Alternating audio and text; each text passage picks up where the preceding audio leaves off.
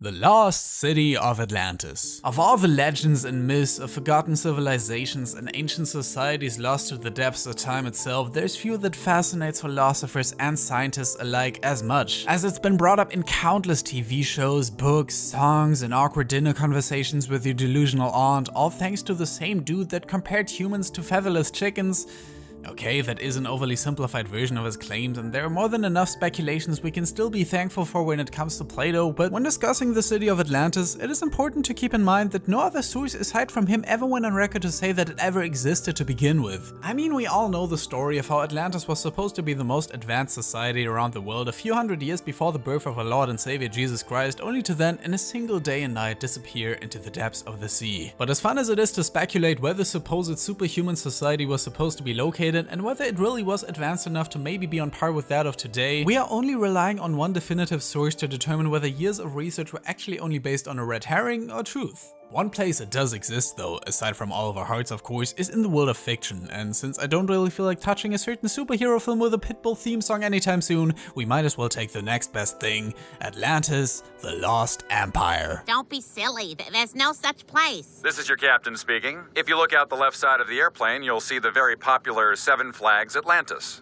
A story about aspiring explorer and cartographer Milo Thatch, who, with the help of his grandfather's old business partner and a bunch of other characters, sets out to prove to the world that Atlantis does exist. And boy are they a bunch. This remains one of the Disney films with the biggest cast of main and secondary characters ever. In a lot of ways it's one of Disney's most experimental features, with a lot more action and comedy to go around, which granted is a strategy they would try out often around this time. A mere 3 years before Disney would decide to officially throw in the towel with 2D animated theatrical features in 2004, you could already tell that it was on its way out, and films like Treasure Planet are the perfect example for that. Atlantis, however, still had a very unique art style, as it had similar sharp outlines and a sort of comic book-esque look similar to the previous film The Emperor's New Groove, but even more so here as it was supported by Hellboy artist Mike Mignola, who was as surprised to work on this as everyone else. With a story like that of Atlantis that doesn't have a clear-cut narrative you can follow, as it really only lays groundwork for a setting, you usually have one of two options. You can take the easy way out and just adapt what was given to you, setting a story in Atlantis and taking inspiration from other inspirations of the city, or make up an entirely new narrative around the city that at some point makes you forget it even was about Atlantis in the first place. With guns and violence and death, unlike any other Disney story, with fewer songs and more explosions.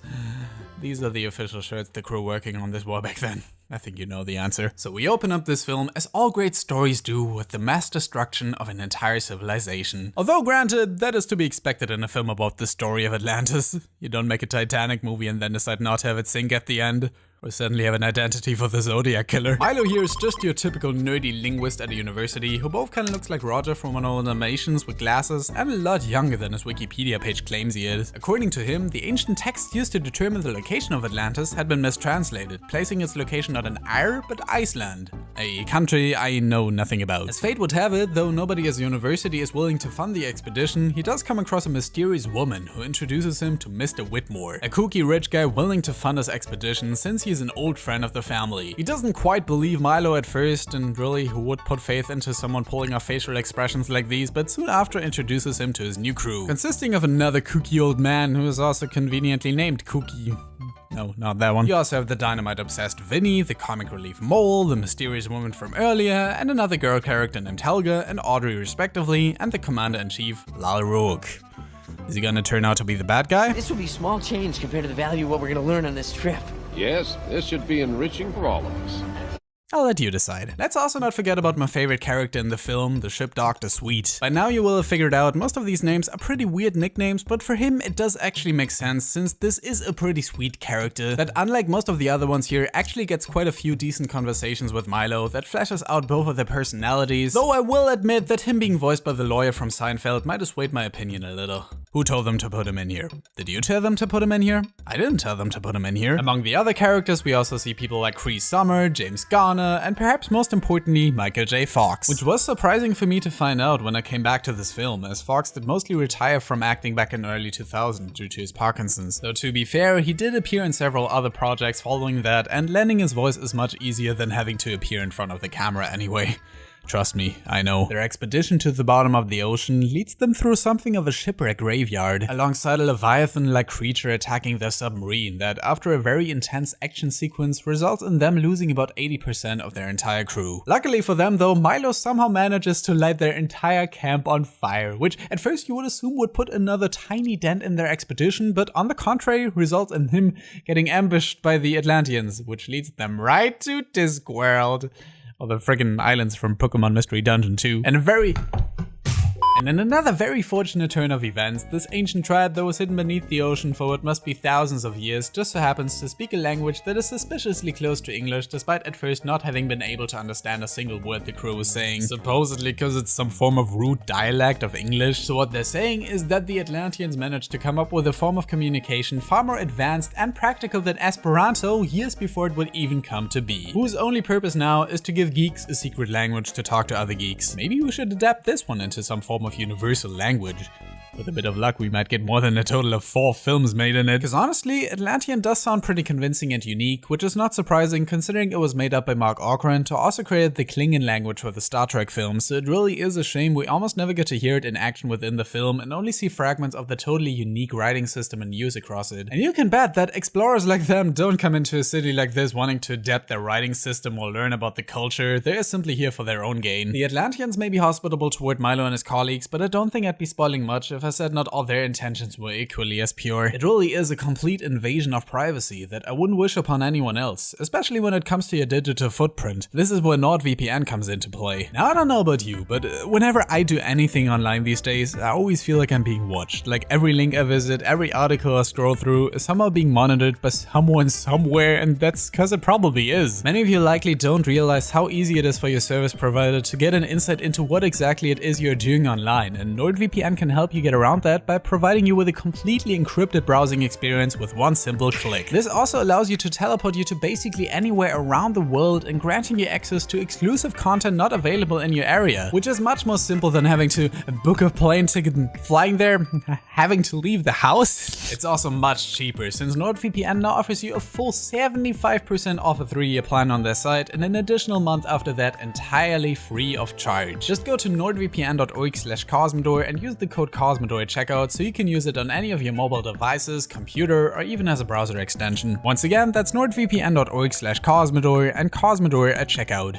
Protect your online privacy today. Look at her, she seems convinced. This is Kida, another princess that was snubbed by the Disney Princess Elite Society and didn't even make an appearance in that one scene from Wreck-It Ralph 2. Although, to be fair, she is canonically around 8,000 years old, which might make some interactions between her and her 15 to 19-year-old allies a little awkward, even though they gave her the appearance of someone in their late 20s, which just seems to be a general problem with this film. With his help, however, since he is a linguist and can read the Atlantean language, a skill that was lost over the years, the two of them figure out how to control the defunct stone vehicles scattered about across town that apparently no one tried putting their hand on while holding a crystal literally everyone in town already possessed in all these years. Something the rest of the crew doesn't take long to catch up on, backstabbing Milo and Kida and trying to have the secret of Atlantis to themselves. And who could blame them? Who wouldn't want all these rocks, waterfalls, and green?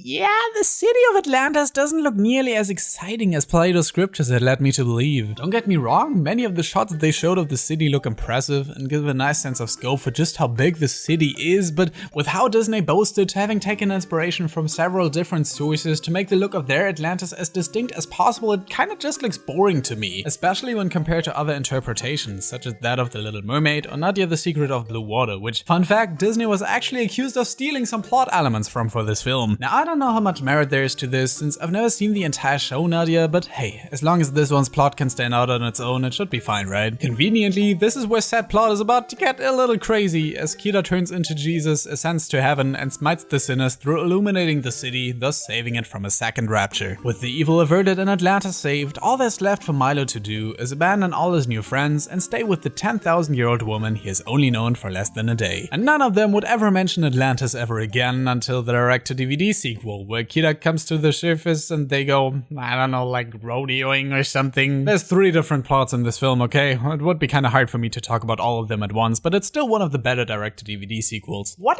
I'm wondering is, Why did they make it? Because all things considered, I like Atlantis. I think it's a fine Disney film that had some creative ideas for its art direction. Some of the characters are really fun to see, like the passive-aggressive secretary, which I didn't even mention before. Their designs are all very distinct and their voices all fit, much like the music, which definitely helped make this a much more epic and action-driven movie in Disney's library. Even though the plot did get sort of convoluted at times and nothing really made all that lasting an impact on me, I think it's a solid animated feature, but it really didn't do so hot at the box office. It only beat out its initial budget by a few millions, and even most critics didn't seem to dig it. Of course, Disney still had hopes for this movie to become the next big adventure franchise in the same vein as DuckTales or Chip and Dale, but nowadays you'd be hard-pressed to even find any mention of Atlantis in any official Disney release. The only instance I found was a brief cameo in House of Mouse, but that's about it. If any of you have fond memories of this film, let me know. And if you don't, let me know what your favorite interpretation of Atlantis is. Thanks to my top patrons Daily18, Paleo Steno, Ryan Walterson, and Nathan Ernest. If you want to support the show, just click the link on screen. I'll see you next time, and don't forget, Atlantis is an anagram for Lit Satan.